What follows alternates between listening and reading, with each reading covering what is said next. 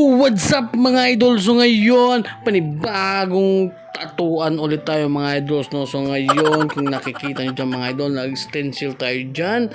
So, excuse me. So yung design nga pala natin is lion, no? So syempre request to ng ating client na nanggaling pa ng napakalayong lugar, somewhere down the road.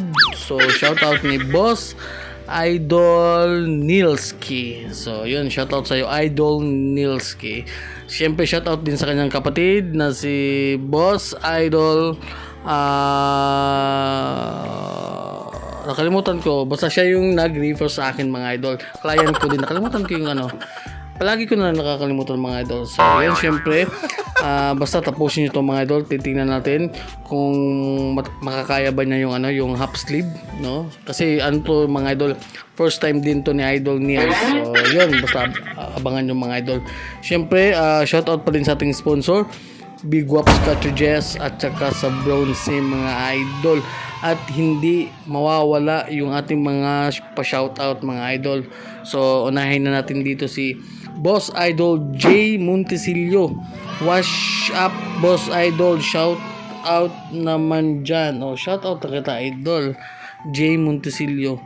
At ni Shin Sidro, shout out mo rin ako dol, love you from Bicol. Shout out sa lahat ng taga Bicol, lalo na ni Shin Sidro. At ni Andel Gigi idol, pa shout out dol, first shout out idol from Biasong Leyte idol. Baka may needles idol, marami tayong needles mga idol. So yun, shout out din sa lahat ng taga Biasong Leyte, lalo na ni Adel Gike. So shoutout idol. So yun lang yung muna yung ating shoutout mga idol, kasi nga medyo maikli like ating video. So kung titingnan nyo, patapos na tayo dyan. Talagang natapos na tayo dyan. So yun, no, si Boss Idol Nilski. So ito na yung aming final result mga idol. So after ng 7 hours mga idol, so 7 oras yan mga idol. So first ink na to mga idol, napakalupit, napakataas ng painter yan. Ay hindi pala first ink pala mga idol, sorry. May tattoo na pala siya sa ano, sa dibdib. Kalimutan ko, hindi ko nakita mga idol. So pangalawang tattoo pala ito mga idol, no. So yun, shoutout mga idol. At kung umabot kayo hanggang dito, don't forget to like, comment and share. So yun lang mga idol.